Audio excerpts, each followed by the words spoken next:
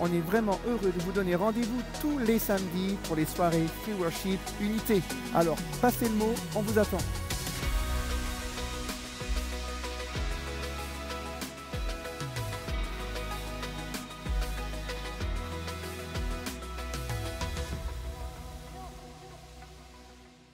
Ne ratez pas votre programme tous les mercredis.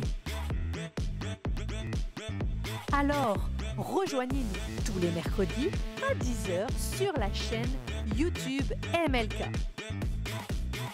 À mercredi!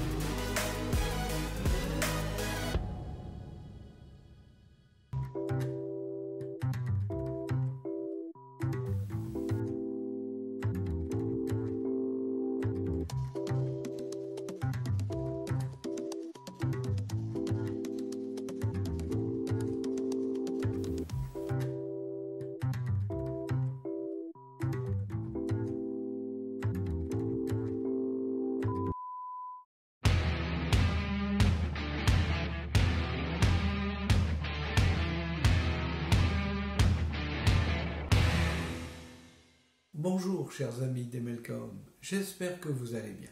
Je m'appelle Bernard Vinquevlegel, je suis un jeune retraité de 70 ans. Je vais donc vous parler de la retraite et comment bien la vivre. C'est un sujet sensible dont on aborde surtout le volet financier. Bien sûr, l'argent est nécessaire, mais pas suffisant pour une retraite réussie. Je vous propose de vous préparer à vivre une retraite active et qui donnera du sens à votre vie. Donnez du sens, car l'arrêt de votre travail peut apporter, il est vrai, un soulagement et un repos bien mérités, mais aussi nous faire ressentir un vide, comme si la vie se terminait et perdait son sens.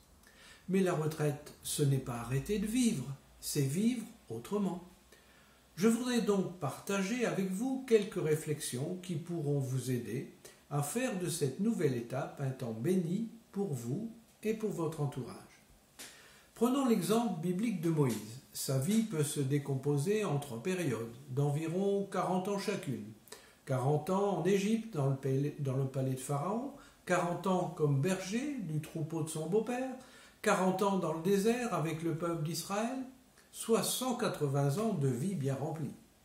Notons premièrement, il vaut mieux vivre chaque période de notre vie pour elle-même, tout en préparant la suivante.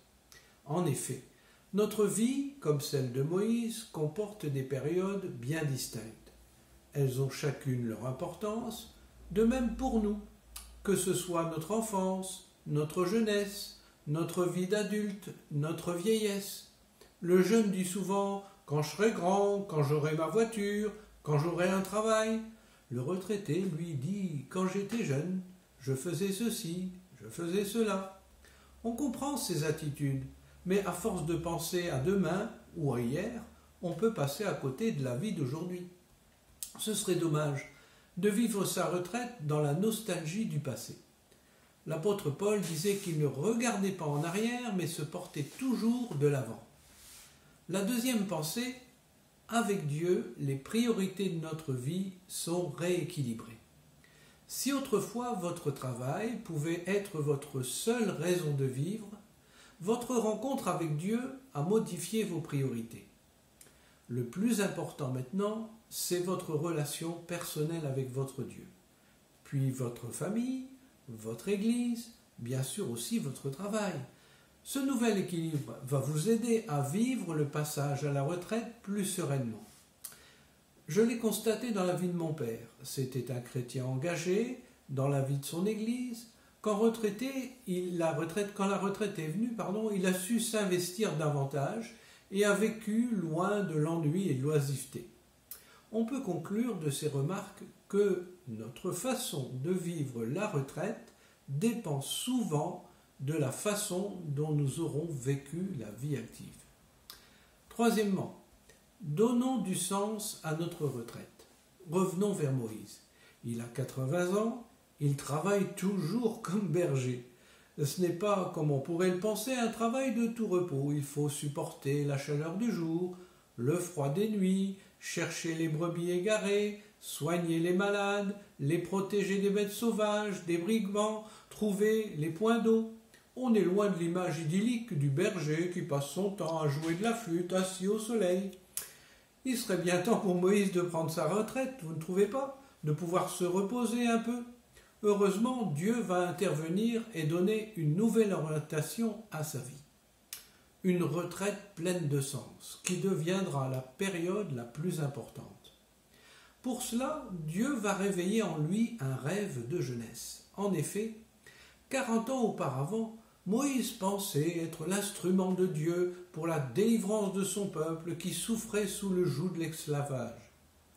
En quelque sorte, Dieu lui propose de réaliser son rêve pendant sa retraite. Au lieu de conduire un troupeau, il va conduire des hommes et des femmes vers le pays promis. Dieu a certainement aussi des projets pour votre retraite. Vous pouvez par exemple transformer un loisir en lui donnant du sens.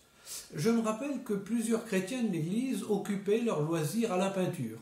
Nous avons créé une équipe et organisé une exposition des tableaux de tous ces artistes amateurs et vendu ces toiles au profit de l'action missionnaire. Nous avons organisé cette expo plusieurs années de suite en l'étoffant par d'autres créations. Les artistes se multipliaient, tout heureux d'être à l'œuvre de Dieu par leur art. En 1981 était créé le ministère du temps libre.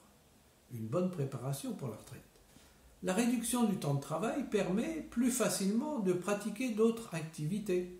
Jardinage, bricolage, peinture, lecture, randonnée, voyage, la participation à toutes sortes d'associations bénévoles peuvent occuper votre temps libre et aussi celui du retraité. Toutefois, je vous propose, tout en gardant le plaisir de ces activités, de donner du sens à vos loisirs. Il ne s'agit pas de tuer le temps en attendant que le temps nous tue, pardonnez la formule un peu abrupte, mais les loisirs seuls risquent de laisser votre cœur vide et insatisfait. Une équipe de chrétiennes de l'église de Créteil se réunit pour confectionner des cartes d'anniversaire qu'elles font parvenir avec un verset biblique. Je crois que cette délicate attention fraternelle a été un moyen d'encouragement pour plusieurs. Les petites choses, Dieu s'en sert parfois pour en faire des grandes. Laissez Dieu vous conduire dans l'accomplissement des choses qui correspondent à ce que vous avez dans le cœur et qui pourront être utiles et bénéfiques à vous et aux autres. Vous donnerez ainsi du sens à votre retraite. Et pour finir, acceptez le changement. Pour Moïse, on sait, ce passage n'a pas été facile. Il a du mal à envisager la retraite, surtout de la manière dont Dieu la voulait. Mais Dieu a insisté, rassuré, fortifié Moïse pour qu'il entre dans son plan. Tout changement, c'est vrai, nous fait sortir de nos habitudes, de notre zone de confort. C'est ce qui m'est arrivé. J'ai laissé mon activité bien chargée de pasteur de l'église, vendu notre maison, changé de région, d'église, habité un temps chez des chrétiens, car nous étions en quelque sorte des SDF, puis chez nos enfants. Ces changements ont donné un parfum d'aventure au début de cette retraite. Ce n'est pas ce que j'avais prévu, ni imaginé. Je me voyais tranquillement dans notre maison à me reposer après quelques années bien chargées. Mais ce qui me rassure, c'est de savoir que Dieu est avec nous.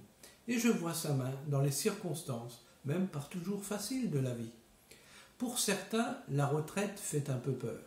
Peur de l'ennui, de tourner en rond dans leur appartement, d'un nouveau rapport avec leur épouse. Ils prolongent le plus longtemps possible leur temps de travail. Si pendant votre vie active, vous ne vous êtes intéressé rien d'autre qu'à votre travail et passé le reste du temps devant la télé, vous risquez de vous ennuyer pendant votre retraite. Pour d'autres, au contraire, c'est le moment où ils pourront se reposer, faire enfin ce qui leur plaît. Ils ont attendu ce moment avec tant d'impatience. Si vous avez profité de votre temps libre pour pratiquer d'autres activités, alors laissez Dieu vous conduire et préparez-vous à une retraite active et qui a du sens. Dieu a encore des choses à faire avec vous. Ce temps de retraite, c'est le temps d'apprendre des choses nouvelles, de vous former pour d'autres services, de faire d'autres connaissances, de vivre un autre rythme, d'avoir du temps pour méditer, créer, aider. Pour terminer, je vous propose un défi. Donnez du sens à un loisir que vous pratiquez déjà, ou investissez-vous, selon vos possibilités, dans une activité nouvelle, utile pour les autres. Vous préparerez ainsi une retraite active et enrichissante. Il est reconnu d'ailleurs que ceux qui envisagent la retraite de cette manière vivent plus longtemps. Souvenez-vous de Moïse. Vous transformerez ainsi ce vilain mot de retraite, synonyme de fuite, vous le transformerez en marche en avant. Alors mes amis, bon courage pour ceux qui travaillent, bonnes vacances aux autres et aux retraités, bien sûr.